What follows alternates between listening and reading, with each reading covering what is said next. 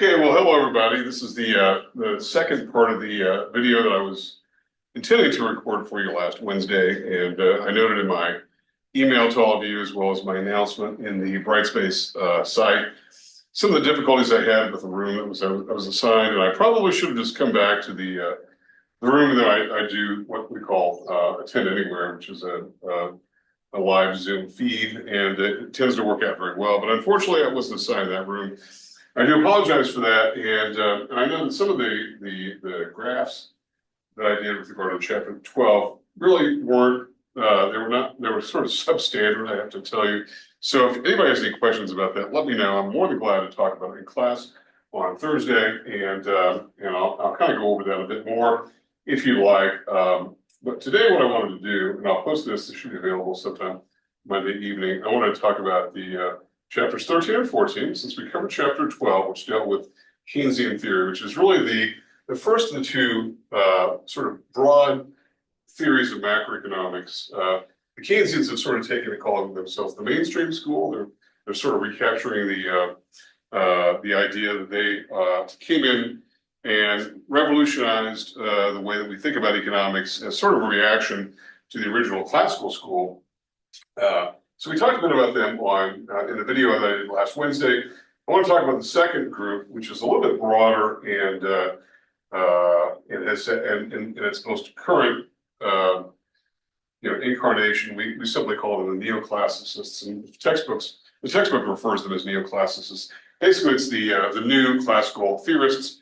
Many of whom are alive today and well and all that. So anyway, let's do that again, real briefly though, just to sort of recap what we talked about earlier with chapter 12 was who are the Keynesians? The Keynesians basically their work flows from the work of the economist John Maynard Keynes in the 1930s, and he really came up with a theory of what to do when an economy is operating at a substandard, suboptimal level of performance. And in some ways, that sort of opens up to some criticism in this regard, because a lot of people believe him to be more or less a depression theorist.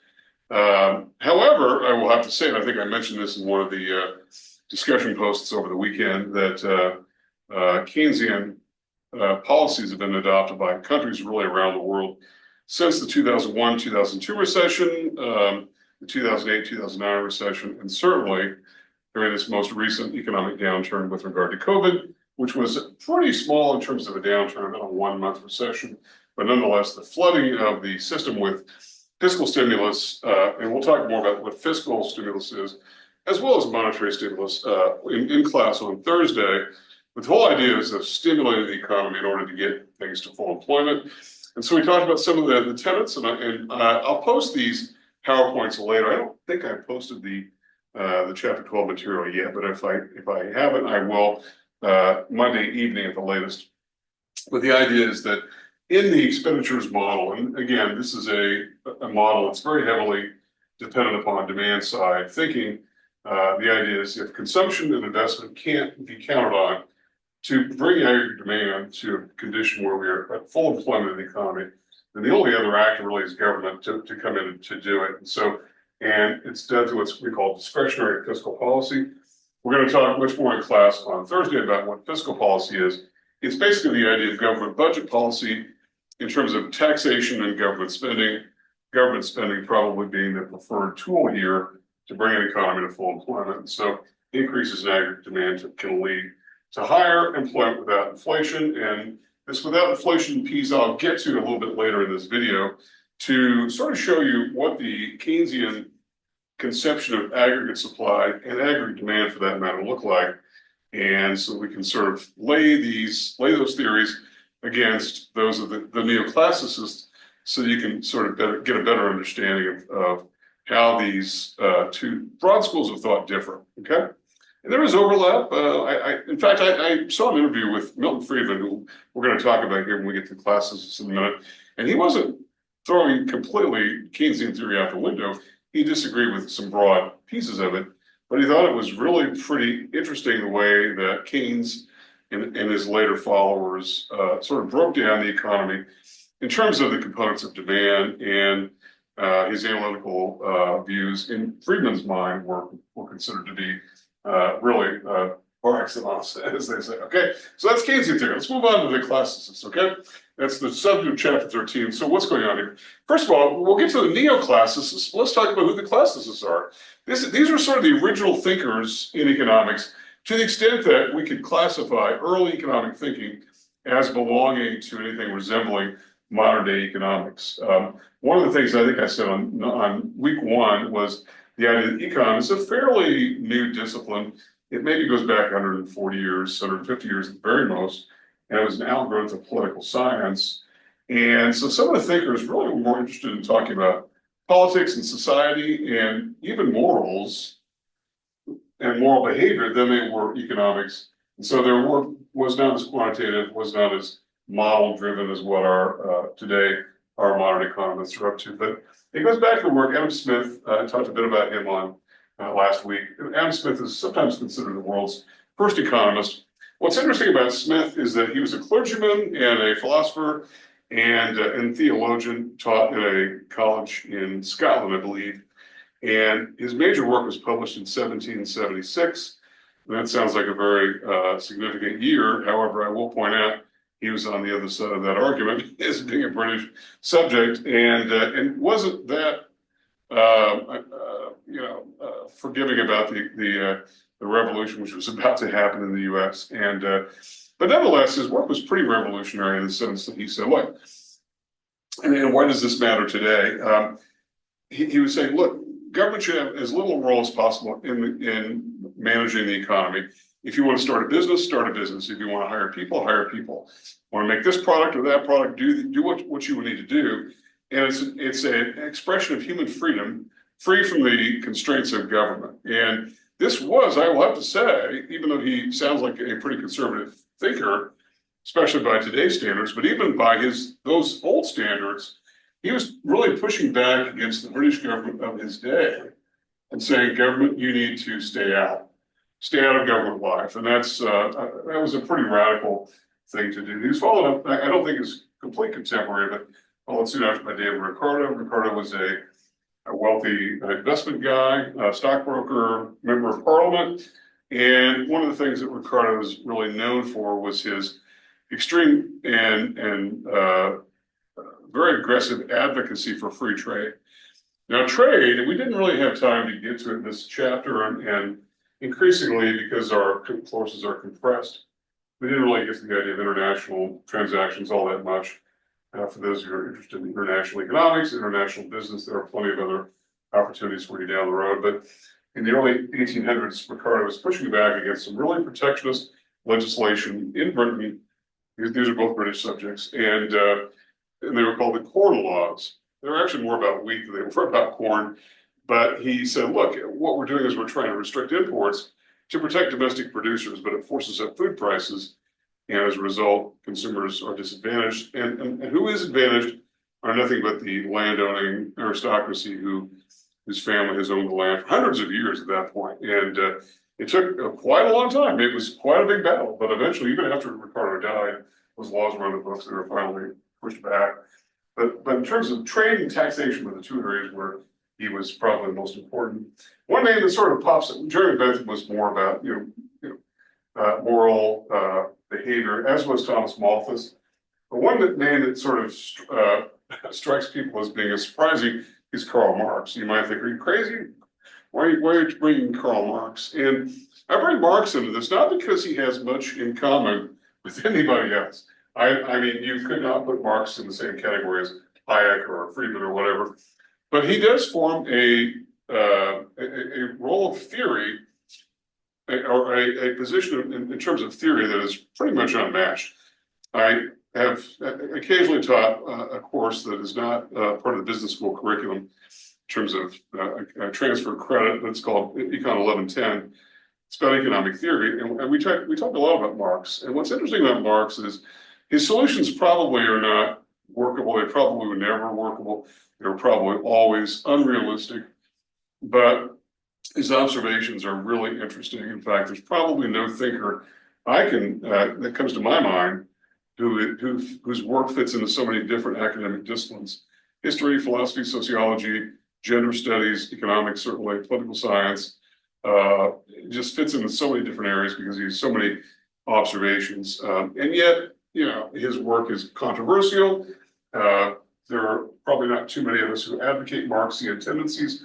I bring him up only because he really is an important thinker. And by the way, a lot of countries in the world in the throughout the 20th century had adopted a lot of Marxian theories. Whether that worked out or not, I would argue that it did not work out very well. Nonetheless, I don't think we can discount the contribution to economic theory and particularly observation things. And some of the observations were just dead on, particularly in terms of the role of women in society, where he argued that women were their rights were being subjugated to those of men. And today, I don't think that's a particularly controversial subject. At the time, it was probably very controversial, but I think in the time that he was writing it, it was a controversial thing. And anyway, I don't label me as Marxist. I was a banker for a lot of years, but I do want to just sort of give you a bit of a broad stroke outline and just some other thinkers that we should talk about who are much more contemporary, include von Mises and Hayek, who together, and I'll get to these thinkers called the Austrian School.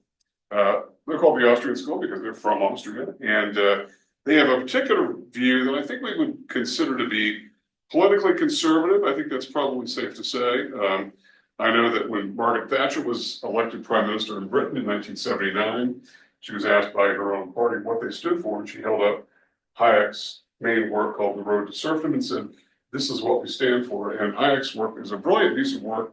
Hayek was a Nobel Prize winner, as was Milton Friedman, who was not considered one of the Austrian schools. He was an American. And we'll talk a bit about Friedman tonight and also on Thursday, because of the two big economic thinkers, I think it's safe to say, I don't think there's any controversy here, that if you want to pick the two people at the top of the mountain here, however you want to do, the Michael Jordan, the Tom Brady, whatever you want to call them, the two guys at the very top are John Maynard Keynes and Milton Friedman. And everybody else is a little bit of a rung down, but not substandard, just that they were so groundbreaking in the work that they did. Friedman, who just died, I guess about 18 years ago, was an interesting character and a lot to do with monetary economics, which is why I'm going to talk more about him on Thursday, because we're going to get into money and money supply and money management, the management of the money supply and the Federal Reserve. He had a lot to say about them. And just like when we talked about the Keynesians, how they were sort of known as the saltwater economists, these fellows are all known as, and I say fellows because most of them are men. There are some women, but not many, unfortunately. Although they're my alma mater, Indiana University, Eleanor Ostrom in our department won the Nobel Prize a few years ago. We were all very proud of that. But they're known as freshwater economists because they tend to be concentrated around the Great Lakes. University of Chicago being the epicenter of all of this. University of Minnesota, which is where a guy named Bob Lucas got going, and but those are really sort of that's sort of the epicenter of classical economic thinking. And I think it's safe to say we could probably call these guys in this paragraph the original classicists and the neoclassicists sometimes come down here. And there are some spin-offs of that we'll talk about, including the Austrian school, which I think is very interesting, and a lot of students have expressed interest in learning a bit more about the Austrian school and what they're about. And I do find them to be actually very interesting theorists, and a lot of their work is informed simply because of their situation in Austria, being right up against the Soviet bloc countries, which were quite hostile to free markets and ownership of private property and all that. Okay. All right, so let's go on to what are some of the tenets of classical theory, classical / neoclassical. And so number one, and by the way, I'll sort of refer you back to the slides in which we presented the tenets of Keynesian theory, and you can sort of see that a lot of these are things that we sort of spin around on their head, and we arrive at different observations. And that's an interesting idea. I think everybody wants non-inflationary full employment. Every economist, left, right, and center on the political sphere, wants non-inflationary full employment. The question is, how do we get there? And how do we get there is really informed by our conception of how the economy really works in the first place. And I know this is unsettling to a lot of people. Believe me, I've been doing this for a long time. And I know that a lot of people say, you know what, I can't believe that we have these different views, these divergent views as to what the thing is even about. And we have a lot of work to do as economists. I don't think there's any question about that. We have to decide on how the economy works. But the problem is that the economy is moving. All these variables are in flux. It's like that kaleidoscope. You don't just turn the wheel and one piece of glass moves. The whole thing moves. And over time, these variables change as well. So one reason why Marx did not survive was because of the fact that the early exploitation of workers didn't last very long. And as a result, workers were able to gain wage power and mobility and all these things. And a lot of it was due to technology. So, and that's something that if you're really interested in that, consider taking 1110 as an elective. It won't cost you very much, okay? All right, so here are some of the tenets. Number one, some of the assumptions are economies are typically stable and operate at or near full employment. What did Keynes have to say about economies? He said they were inherently unstable and often do not operate at full employment. He's not saying that, Keynes was not saying that they never operate at full employment, but that they sometimes do not. And the classicists are saying they typically do. And when we talk about classical economic theory, which is continued to be held by the neoclassicists, we have this idea of when there's an output gap, that is where actual GDP is less than full employment GDP, that is full employment GDP where there is no frictional or structural employment, where the only unemployment is frictional and structural, there's no cyclical unemployment, because we're going to say there's always frictional unemployment. People are always going to quit jobs or get fired, or plants are going to close for whatever reason. They're going to move to China or whatever. Or structural unemployment where workers are losing the ability to do what they do because technology has replaced them. We're saying that there's always going to be some unemployment, but if it's unemployment, then it's only due to those frictional and structural issues, that the economy will eventually self-correct and move toward full employment. The self-correcting mechanism might work something like this. And let's just take the labor market as an example here. In the classical view, the idea is this. Okay, whatever reason, there's unemployment. And the unemployment rate is above whatever we would consider to be the full employment rate of unemployment. And I know that's a mouthful, but that is the term of art that's used, sometimes called the natural rate of unemployment. So when unemployment is unacceptably high, in the classical view, what happens? Workers will accept lower wages, which means more workers will be hired at lower wages. As a result, people will be back to work. Their wages will not be as high as what they probably could have been, but over time they'll begin to spend money. It will work through the multiplier to add aggregate demand to the economy. So eventually the economy will get to full employment, and then workers can choose to do whatever they want once we get to that point. But the idea of self-correction is an important piece of this. Now, I will tell you that Keynes, in his 1936 work called The General Theory, was bitterly opposed to this idea, saying that the idea that an economy is like a top. He used the example of a top that spins, it kind of falls down and it kind of pops back up again, right? He had some strange analogies, and that was one of them. He said that's not the way it works. And in the 1930s, that's not the way it did work. And so that's what opened the door to Keynesian theory in the first place. What the classicists were saying is the idea that generally this is the case, that if there's unemployment, workers will eventually take lower wages to get to a point where everyone's working, and so everyone's there.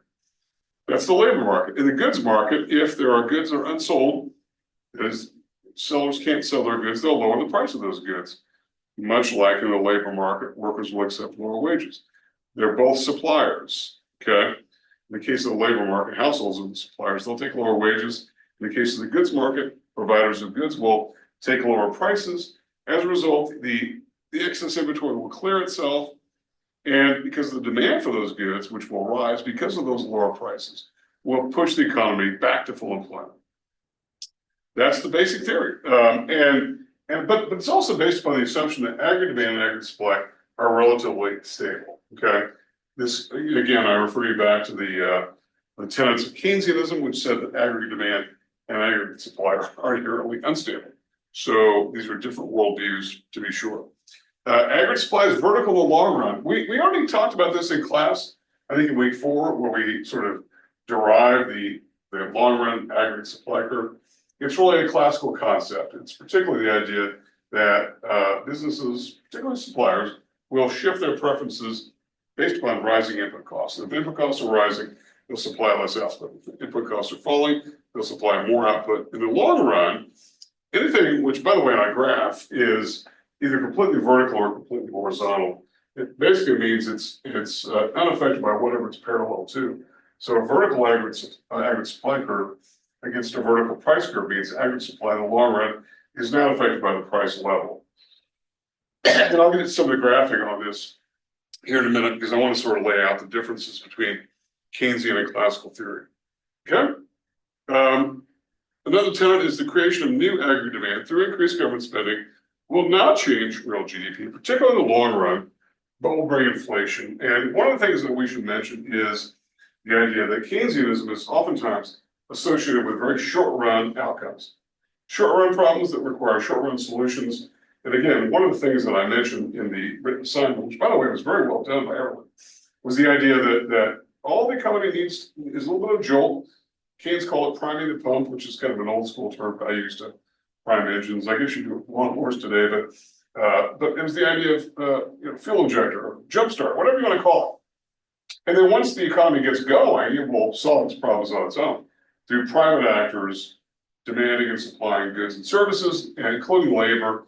We'll get back to normal, right? And that was part of the idea of what Keynesian theory was about. And it was a short-run view, but the classicists take more of a long-run view.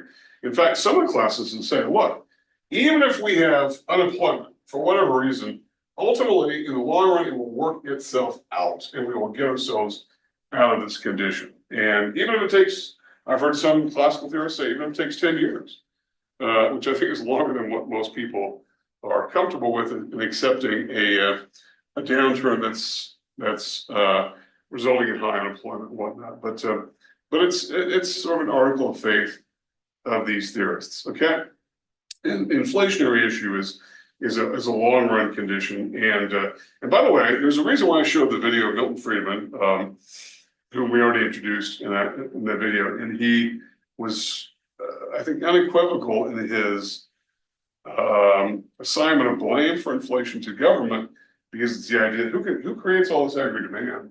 It's typically government, because government has the unlimited capability of spending money, because they also can print more money, and because of that they can create inflation, not because that's the intent, but that's the byproduct, that's the undesired result of whatever it is they're trying to do in the first place. And so fiscal policy is not considered to be particularly helpful. Now, these chapters are a little bit in different order, and so I realize that we haven't really talked about fiscal policy and monetary policy. I did mention those earlier in the class, in week 3, week 4, because I wanted to make sure everyone was aware that government policy is really divided into these 2 different categories: fiscal, which is by elected officials, Congress and the president; monetary policy by unelected officials, the Federal Reserve. And we'll talk much more about these in class on Thursday. But they're very skeptical about fiscal policy's ability to bring economies to full employment without creating inflation. They're saying it's inherently inflationary. And by the way, to the point where government involvement here is actually considered to be quite counterproductive to the entire enterprise. And so Friedman and many of his followers oftentimes had this view that government was more of a problem than a solution. And by the way, I'm not here to advocate one side or the other. I have long tried, as long as I've been teaching econ, which is 31 years, I've tried to take a stance that my political and economic views are not on display, because I really don't want people to sort of be influenced one way or the other. I'm simply laying out for you what these theories are, and it's a free country, and you can decide how you want to sort of treat that. Okay, so anyway, skepticism of fiscal policy, which is government taxation and spending, as administered at the federal level. By the way, states have their own fiscal policies. That's not really a question here. But at the federal level, it's the Congress and president who enact fiscal policy, and there is some skepticism as to the overall ability to achieve the ends which everybody wants: non-inflationary growth or non-inflationary full employment. And then monetary policy is the preferred tool particularly in what we call the monetarist sort of branch of classicism. The monetarists and the high priest there is Milton Friedman himself, really said that, look, money is the big issue here. If you control the money supply, you can control economic activity. And it's an interesting theory, and I'll talk a bit more on Thursday about it, particularly when we get into monetary policy, because we really only have two things to talk about well, not two things, but two modules to go. That's the two last chapters, one dealing with fiscal policy, the other dealing with monetary policy, those two forms of government economic management. And we'll talk much more about what Friedman's ideas are, and we'll get to some definitions of what these problems are that are identified. So again, these are all sort of all flip around their heads in a lot of ways, with the exception of the goal, which is non-inflationary full employment. Okay. All right. So let's talk about the fact now, unlike Keynesianism and the neo-Keynesians, the neo-Keynesians basically have adopted some of the tenets of classical theory, particularly in the area of what we call rational expectations. But I want to talk about some of the branches here of the classical school. The first, as I just mentioned, was Milton Friedman and what was known as the Chicago School. He was at the University of Chicago for many decades and was really important in terms of his monetary theory. He was a Nobel Prize winner in 1976, but his early work goes back to 1940, where he basically did a monetary history of the United States, a very groundbreaking work in economics by studying what the pattern of monetary creation and destruction was. And we'll talk a bit about monetary destruction, which sounds completely crazy, but we'll get to that next time. And he advocated something called the monetary price rule. And what this rule is this. Friedman was saying, look, we should, as long as the economy is growing, and a lot of times it's growing by virtue of simply a rising population. Rising population means more people working, producing things, goods and services, and demanding things, goods and services, and providing their labor and providing savings and investment dollars and all that. But so he's saying as long as the economy is growing, then the money supply should also grow along with it, but not too fast. And he instead said, let's just establish a rule which mandates that the money supply cannot grow beyond a certain percentage per year. And he called that percentage K%. The K was the variable. And when asked on this, what percentage, he said, well, maybe 3% a year. And that is, and so what's the virtue of this? He's saying, look, if we restrict the growth to 3% per year, we can't get inflation going because inflation is a monetary phenomenon. Too many dollars chasing too few goods. So it goes back to this idea we talked about in class where there's a reason why we don't get $1 million FedEx to us overnight. It would be completely inflationary. So if you restrict it to, say, 3% or whatever K equals, then you snuff out inflation, but you also keep the economy growing, so you can't fall into recession because you keep pumping money into the economy. And so that's called rules-based theory, and there are lots of, it sort of differs from what we call discretionary theory. Discretionary theory says, let's just try what works now, fix this problem, and every problem is unique and different. All facts have changed. We can't just hang around on a rule. It's more of a Keynesian idea. But the classicists tend to like these idea of rules. And for those of you who may take further economic courses, and you may, if you do an MBA, well, you may come across another macro course in your future. You may come across some other rules-based policy recommendations. This is simply one that says there's a rule for how much we expand the money supply, and we go no further. Okay. And then at the Chicago School, University of Chicago being the epicenter, it's skeptical of the role of government, and government intervention is considered tantamount to interference, which obviously differs quite a lot from the Keynesian conception. Okay, so that's one branch. And by the way, they're not like competing branches. I don't think it would be right to say that any of these groups that form neoclassicism are against one another or pushing back. They may disagree on certain areas. They may disagree on policy and the efficiency of policy.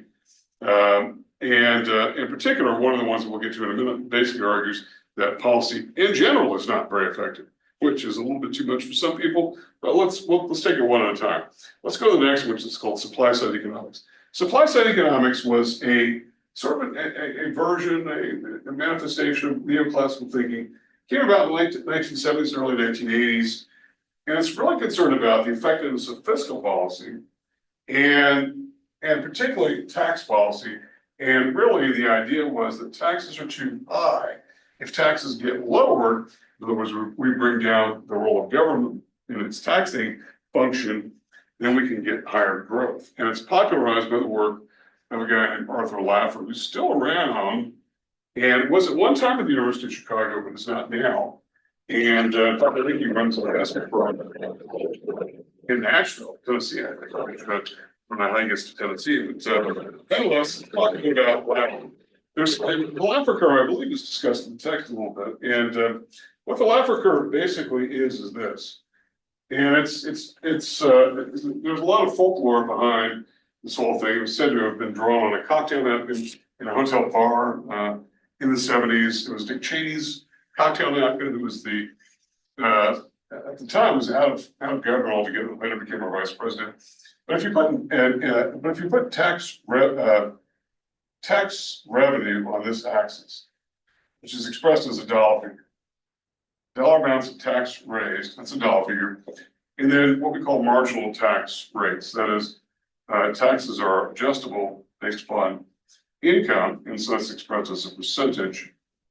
And by the way, these axes, I've seen these reversed. It doesn't really matter. It's the same. It doesn't matter what goes on which axis. It's really the same relationship. But the curve looks something like this. This is the Laffer curve.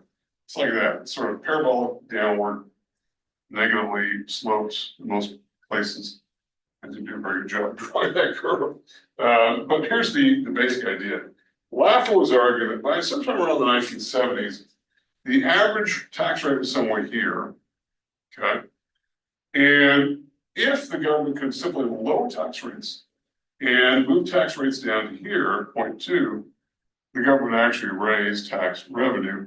The idea being that if the government lowered taxes, it would free up investment capital to invest in new businesses, new inventory, new ideas, hire more workers, etc. And so Laffer was an advocate for cutting taxes.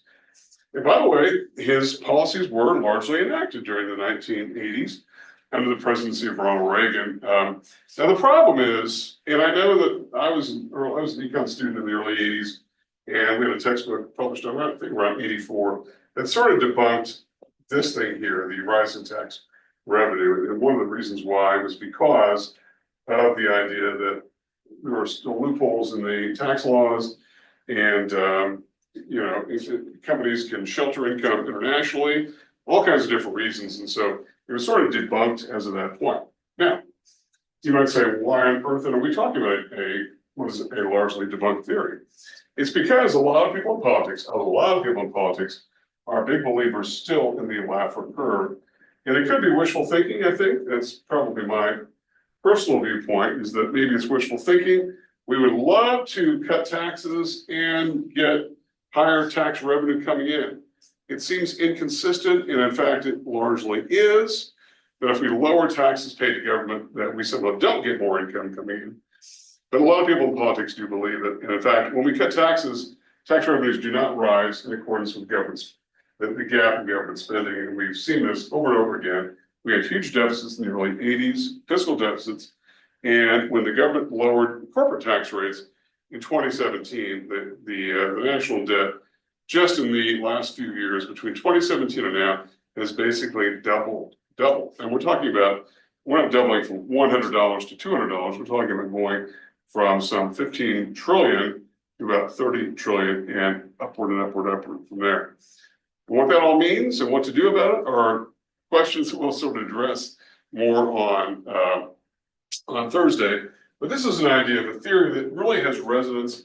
And a lot of people, I think, still have allegiance to the idea of cutting taxes. And so that's the reason we bring it up, even though I think it's got a dubious claim as to the vertical axis. Nonetheless, a lot of people in politics believe it. And by the way, our president-elect is very definitely considering lowering taxes yet again on corporations they lowered it first from 39 to 21 back in 2017.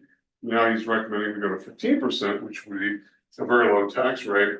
We'll see what happens. I can't say for sure what's going to happen, but That is one of the proposals, okay? So that's another sort of branch of classical thinking. Let's talk about a couple others. And one is something called the rational expectations theory. Your text talks a little bit about it. It's a pretty deep subject. I know some instructors don't like to really get into it too deeply in undergraduate courses, but I think it's important to kind of know what's going on. It's really associated with the work of a guy named Robert Lucas, who was at the University of Minnesota, then made his way to the University of Chicago. And it's based upon the idea that people in the economy will expect things to happen, and they will take steps to ensure that they end up happening. And it's sort of self-fulfilling prophecy. And so the idea is, let's just give you one scenario, and that is, let's say the fiscal policymakers want to raise GDP for whatever reason, and they do it by cutting taxes and or by lowering government spending. And so workers and other suppliers think this is going to be inflationary because now there's going to be more money put in play in the economy, more money in the economy, say more dollars chasing too few goods is inflationary, so they'll demand higher wages. The higher wages then work against the interests of businesses who then work opposite that direction. And so government policy will have the effect of not working at all. Let's take just a quick look at this, and I don't want to spend a great deal of time, but I think it's an interesting theory, and it should be sort of explored here a little bit. So let's just start with some condition of GDP, and let me see if I can find a marker. Here we go. And so I'll go back to the basic model of macroeconomics, which has the price level on this axis, GDP on this axis, and we've got short-run aggregate supply. That looks something like that, and we'll simply call it short-run aggregate supply. We'll call that zero. That's initial condition. And the aggregate demand, we'll have an aggregate demand curve here. We'll call it AD zero. And so we've got, as a result, some equilibrium condition. And whether full employment's out here or not is mostly irrelevant. We're going to say this is Y0.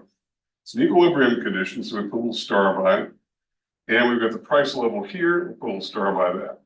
So what's going on is this: government decides to cut taxes or increase government spending, whichever. And so as a result, aggregate demand shifts from AD0 to AD1, which does what? It pushes GDP out this direction. So we get a new GDP.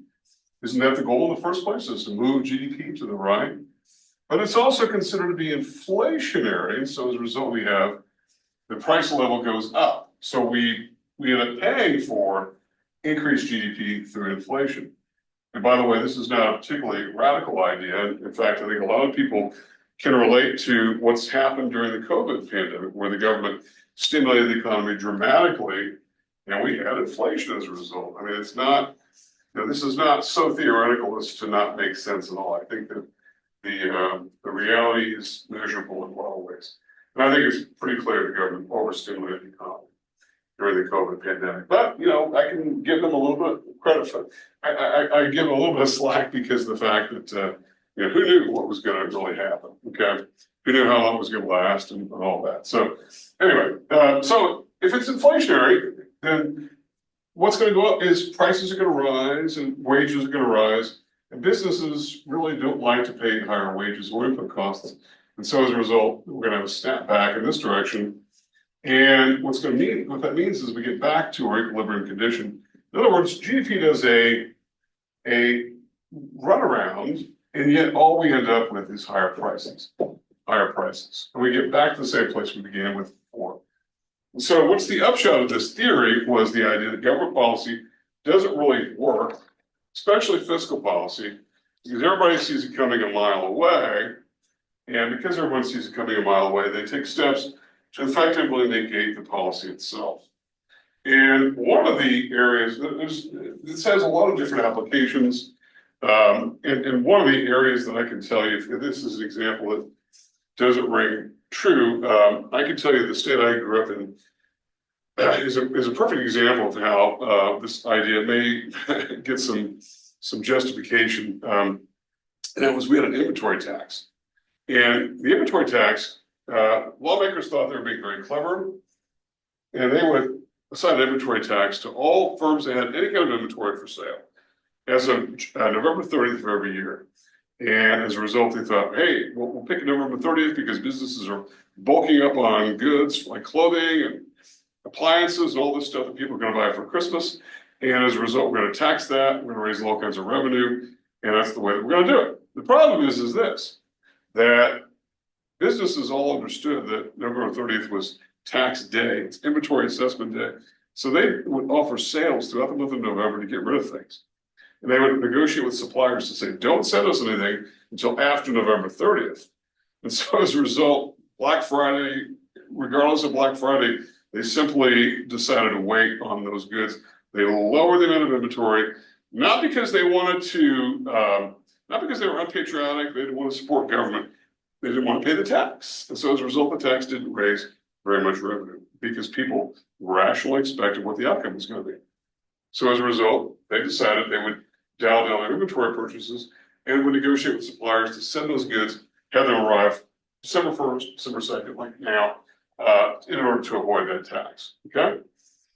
So the idea was that government policy sometimes doesn't work because people expect what's going to happen and they take steps to defeat it, not because they're unpatriotic, because they want to maximize their own best situation. And one other example before I sort of move on here to the last of these branches is a luxury tax that was passed back, I think around '89, I want to say, that basically said that if you bought a luxury good defined as any good which was over $35,000 in price, which would include things like Cadillacs and Lincolns and expensive vehicles and houseboats and whatever, then you would pay a luxury tax.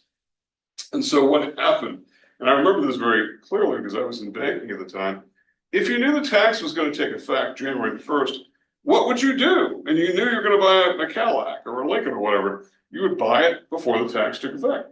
As a result, that's what everybody did. They bought all those goods ahead of time. And after that, nobody bought them because they did not want to be subject to the tax. So the tax raised very little revenue. And in other words, it really defeated the purpose for which it was intended. And so as a result, that was an ineffective tax. And that's really sort of the heart of RET theory, rational expectations theory, is the idea that government policy really doesn't work, particularly fiscal policy.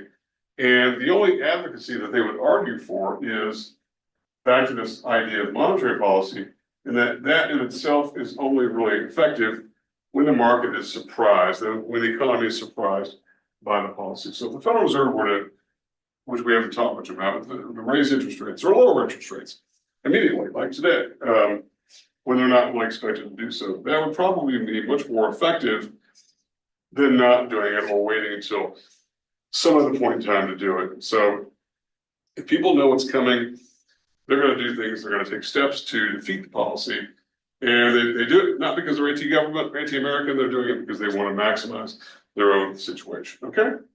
And then one final thing, and I'll get to a few graphs here, is the Austrian school. And it's interesting because a lot of students sort of have glommed onto these guys because they're very much considered political conservatives in a lot of ways, particularly Hayek. And Hayek, when he came to America, Keynesianism was all the rage, and he couldn't get a job. He really, in academia, he just couldn't because he was dominated by Keynesians. He was hired by Friedman at the University of Chicago. His major work was called The Road to Serfdom, which was an interesting work. And one of the things, I give them a little bit of a leeway in some ways. Because of the fact that, as Hayek said, look, in Austria, they were 200 miles away from having Russian tanks come across the border, take over Austria just like they did Poland, Czechoslovakia, Romania, Bulgaria, all these other countries. And so they were living in very desperate times. And they did not buy the idea that the Soviet states were for the benefit of the average person. In fact, they essentially were dictatorships. I would add my voice to that as well. I think the entire Soviet Union was a dictatorship that was under the cover of economic theory, nice sounding economic theory, but in reality, it was really a dictatorship. I don't think that's particularly controversial. If it is, then that's fine. I'll take the hit if you don't like what I just had to say. But I'm sort of parodying Hayek here. I cannot say that I particularly buy into all the work of Hayek or Mises, either one, but I think it's interesting to talk about, and I do give them a little bit of a leeway, just given the fact that they were living in some perilous conditions that we here in this country have not really had to deal with. Okay. All right. So to wrap this up here, I want to do a couple things, and that is this. I want to sort of get into some of the graphing of aggregate demand, aggregate supply as it relates to Keynesianism and as it relates to the classical school. And let's see, just like the discussion activity we had in week 6, can we arrive at some sort of mutual compromise? In other words, some sort of synthesis. That's sort of where we're heading, and I'm going to make the case that we can do that very thing. So in Keynesian theory, and I'm going to sort of, and I don't know that I really got into this before, but if you take the PY plane, so we got price level on the vertical axis, GDP on this axis here, and you've got an aggregate demand curve. Let's just say the aggregate demand curve is somewhere here. It's pretty low. It's kind of close to the axis. That's a fairly low level. What Keynes is saying was that sometimes the economy can be so underdeveloped that the aggregate supply curve looks something like that. It's actually horizontal.